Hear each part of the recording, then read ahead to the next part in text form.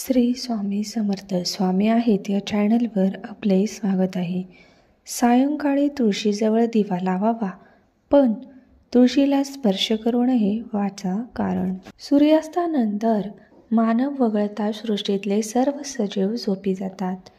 ती त्यांची विश्रांतीची वेळ असते. त्या वेळेत त्यांना त्रास देऊ नये हा आपल्या संस्कृतीने आपल्यावर घातलेले संस्कार आहे. कारण आपली संस्कृती सूक्ष्म जीवांपासून बलाढ्य जीवांपर्यंत सर्वांचा आदर करावा, सहानुभूती ठेवावी, प्रेम द्यावे ही शिकवण देते. त्याची अंमलबजावणी व्हावी म्हणून या संस्काराची नाळ धर्माशी जोडून दिली आहे. जेणेकरून पाप लागेल या भीतीपोटी का होईना दुसऱ्या जीवांना त्रास देण्यासाठी आपण धजावणार नाही. हे आहे मुख्य कारण.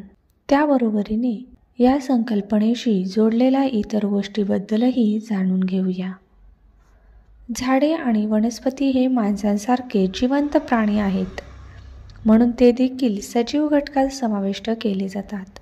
एवढेच नाही तर फूल, फळं, पानांचा, वनस्पतींचा संदर्भ देवधर्म पूजेशी जोडल्यामुळे त्यांना विशेष महत्त्व प्राप्त झाले आहे.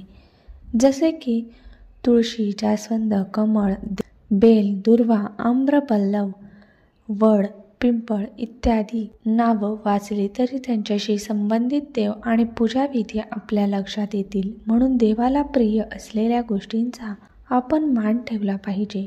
सूर्यास्तानंतर पक्षी घरट्यात झोपी जातात, त्यामुळे सायंकाळी झाडांना हात लावू नये असे आपल्याला घरातले ज्येष्ठ सांगतात.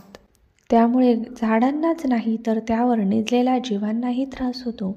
याशिवाय निशाचर अर्थात रात्रीच्या वेळी कार्यरत होणारी पशुपक्ष्यांची टोळी पाहता त्यांच्या जैवविविधतेला आपल्यामुळे हानी पोचू नये म्हणूनही सायंकाळी झाडांना हात लावू नये असे म्हणतात.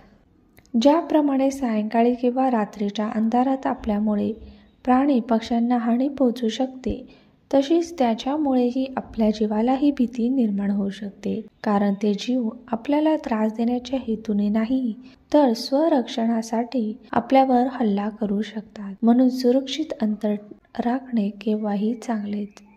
आता जाणून घेऊया वैज्ञानिक कारण. दिवसभर प्राणवायूचा पुरवठा करणाऱ्या वनस्पती सायंकाळी अर्थात सूर्यास्तानंतर कार्बन डायऑक्साईड उत्सर्जित करतात. तो वायू आपल्या शरीरासाठी घातक असतात. म्हणूनही सायंकाळी तुळशी वगळता इतर झाडांच्या संपर्कात सायंकाळी जाऊ नये. याला हाच शास्त्राधार आहे. या दृष्टीने आणखी एक लोक समजूत जोडली की रात्री झाडावर भूत राहतात. त्यामुळे का होईना लोकांनी झाडापासून दूर राहावे हे शास्त्राला आणि धर्माला अभिप्रेत आहे.